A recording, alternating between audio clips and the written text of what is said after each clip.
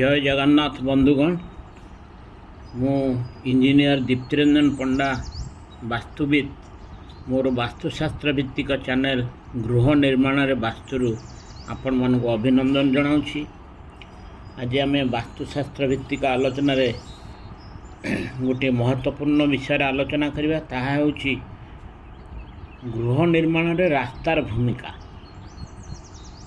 गोटे घरटे निर्माण करने पूर्व केउं दिगरे रास्ता थिले भल बा केउं दिगरे रास्ता थिले सेते शुभ फल दिए नहीं से विषय आपण मानकर अवगति पई आजिर ए ऑडियोटी।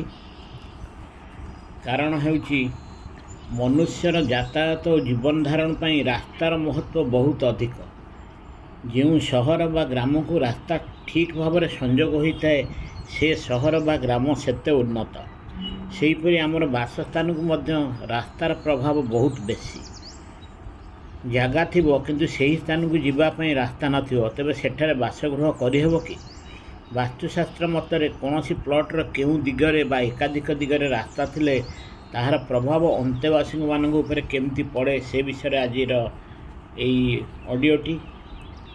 यदि पूर्व दिगरे केवल पूर्व दिगरे रास्ता थिबो यह बहुत शुभकारक। कारण पूर्व दिगर अधिपति हेले देवतांग राजा इंद्र जी कि समृद्धिर कारक। दक्षिण पूर्व दिगर अधिपति अग्नि जी कि शक्तिर कारक और उत्तर पूर्व दिगर अधिपति हेले सर्वोच्च देव विष्णु। पूर्व दिगरे रास्ता रहिले एही दिग खाली हेबा फल सूर्य किरण और वायु यातायात भल भाव हेबा फल शक्ति प्रचुर परिमाण में मिले। तेणु गृहर अंतेवासी मैंने सदाबले सुखी और समृद्धिशाली होता है पूर्व दिगरे रास्ता थी। पश्चिम दिगरे जदि रास्ता थी पश्चिम दिगर अधिपति हेले वरुण देवता जी कि वर्षार कारक। सेहीपरि उत्तर पश्चिम दिगर अधिपति वायु देवता और दक्षिण पश्चिम दिगर अधिपति हेले नैऋत्य देवता जी कि सबु खराब गुणर कारक। पश्चिम दिगरे रास्ता रही यह व्यवसाय भल। कारण वृष्टि देवता आशीर्वाद रे चाष खूब भल हुए। तेणु बासगृह नक दुकान गृह यही प्लॉट्रे कले भल। उत्तर उत्तर दिगर अधिपति हेले कुबेर देवता जी कि धनर देवता। उत्तर पश्चिम दिगर देवता हेले वायु और उत्तर पूर्वर देवता हेले विष्णु। तेणु यही दिगर यदि उत्तर दिगर रास्ता थिले यह बासगृह अति उत्तम। यही दिग फांका रहा फल वायु और सूर्यरश्मि गृह भीतर को आसी थाए। एठारे बास करुथिबा अंतेवासी माने धनवान हेबा सह समृद्धिशाली होता है। तापर आसला दक्षिण दिग। दक्षिण दिगर अधिपति हेले मृत्यु देवता जम। दक्षिण पश्चिम दिगर अधिपति हेले नैऋत्य जी कि सबु खराब गुण कारक और आग्नेय कोणर अधिपति हेले शक्ति देवता अग्नि। तेणु दक्षिण दिगरे रास्ता थिले एठारे व्यवसाय प्रतिष्ठान बा महिला मानक संबंधी कौन प्रतिष्ठान कले अति भल। तापर आम आसवा जदि दीटा दिगरे ये केवल चारिटा दिगरे आम रास्ता आलोचना करे या पर दुई दिगरे जदि प्लॉटर दुई दिगरे रास्ता थिले कौन प्रभाव पड़ो? जदि उत्तर दिगरे आ पूर्व दिग दीटा दिगरे रास्ता अच्छी वास्तु अनुसार जदि रास्ता पूर्व और उत्तर दिगरे थाए तेबे यह अति शुभ। ए क्षेत्र में अंतेवासी को पूर्व और उत्तर दिगर मिश्रित शुभ फल मिलता है। अंतेवासी माने अखंड खुशी सम्मान और समृद्धिशाली होता है। सेमती रास्ता जदि पूर्व और दक्षिण दिगरे थिले थाए तेबे गृह कले एठारे मिश्र फल देखा मिले। यही क्षेत्र में अंतेवासी माने विलास व्यसन और शौखीन पदार्थ किणा को बहुत व्यय करते। किंतु ए परिस्थिति में महिला मान संबंधी कौन प्रतिष्ठान कले उत्तम। तापर रास्ता जदि दक्षिण और पश्चिम दिग दीटा जाक दिगरे जो दक्षिण पश्चिम दिगरे यही दुई पार्श्व फांका रहा फल वास्तु अनुसार यह अशुभ। ए परिस्थिति में अंतेवासी धन संपत्ति वृद्धि में बाधाकारक होता है। संतान कष्ट देखा दे पारे। तेणु दक्षिण व पश्चिम यही दुई दिगरे जो रास्ता थी यह शुभ नुहे। सेमती रास्ता पश्चिम और उत्तर पार्श्व जदि थी ये स्थिति रास्ता थे ताहा मध्यम फल दिए।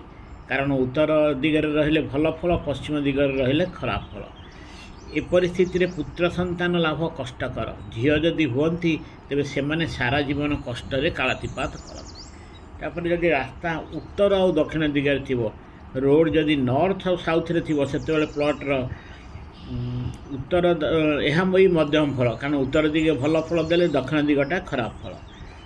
ए क्षेत्र में गृहर मुख्य दरजा उत्तर दिगरे हेबा भल।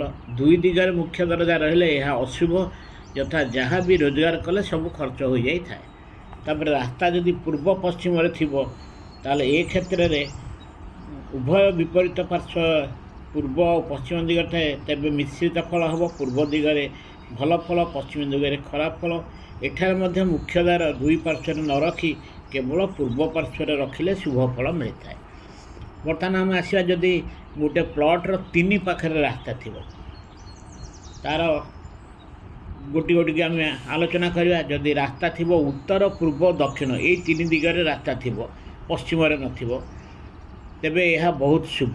ଏହା ବାସଗୃହ ପାଇଁ ଅତି ଉପଯୋଗୀ। ଏଭଳି ସ୍ଥିତିରେ ଅନ୍ତେବାସୀମାନେ ସୁଖ ଓ ସମୃଦ୍ଧିଶାଳୀ ହୋଇଥାନ୍ତି। ଏପରି ସ୍ଥିତିରେ ମୁଖ୍ୟ ଦରଜା ସର୍ବଦା ପୂର୍ବ ଦିଗରେ କରିବା ଉଚିତ। ମୁଖ୍ୟ ଦରଜା ଉତ୍ତର ବା ଦକ୍ଷିଣ ଦିଗରେ ଏ କ୍ଷେତ୍ରରେ କଲେ ତାହା ଧନହାନି ଓ ପାରିବାରିକ ସମସ୍ୟା ଦେଖାଦେଇପାରେ। ସେମିତି ରାସ୍ତା ଯଦି ପୂର୍ବ, ଦକ୍ଷିଣ, ପଶ୍ଚିମ ଦିଗରେ ଥିବ, ଉତ୍ତର ଦିଗରେ ନଥିବ, ଏ କ୍ଷେତ୍ରରେ ମଧ୍ୟମ ଧରଣର ଫଳ ଦିଏ। ଏହି ପ୍ରକାର ସ୍ଥିତିରେ ବାଣିଜ୍ୟ ପ୍ରତିଷ୍ଠାନ ପାଇଁ ଉତ୍ତମ। ଯଦି ମହିଳାମାନେ ବ୍ୟବସାୟକୁ ସମ୍ଭାଳନ୍ତି ତେବେ ଆହୁରି ଭଲ। ଏ କ୍ଷେତ୍ରରେ ମୁଖ୍ୟ ଦରଜା ସବୁ ଦିଗରେ ନ ରଖି କେବଳ ପୂର୍ବ ଦିଗରେ ରଖାଗଲେ ଭଲ। ତାପରେ ଆମେ ଆସିବା, ରାସ୍ତା ଯଦି ଦକ୍ଷିଣ, ପଶ୍ଚିମ, ଉତ୍ତର ଦିଗରେ ଥିବ, ପୂର୍ବ ଦିଗରେ ନଥିବ, ସେ କ୍ଷେତ୍ରରେ ଏହା ବି ମଧ୍ୟମ ଧରଣର ଫଳ ଦେବ। ଏପରି ସ୍ଥିତିରେ କୋଠା ନିର୍ମାଣ କରାଗଲେ ଏହା ବ୍ୟବସାୟ ପାଇଁ ଅତି ଉତ୍ତମ। ଏଠାରେ ମୁଖ୍ୟ ଦରଜା ପଶ୍ଚିମ ପାର୍ଶ୍ୱରେ କରାଯାଇପାରେ। ଯଦି ଏହି ପରିସ୍ଥିତିରେ ମୁଖ୍ୟ ଦରଜା ଉତ୍ତର ଦିଗରେ କଲେ ତେବେ ସେ ଗୃହରେ ଆର୍ଥିକ ଅନାଟନ ଓ ପିଲାମାନଙ୍କର ସମସ୍ୟା ଦେଖାଦେଇପାରେ। ତାପରେ ଆସିଲା ଆମର, ଯଦି ରାସ୍ତା ଥିବ ପଶ୍ଚିମ, ଉତ୍ତର ଓ ପୂର୍ବ ଦିଗରେ ଥିବ, କେବଳ ନଥିବ ଦକ୍ଷିଣ ଦିଗରେ, ତେବେ ଏହା ସବୁଠାରୁ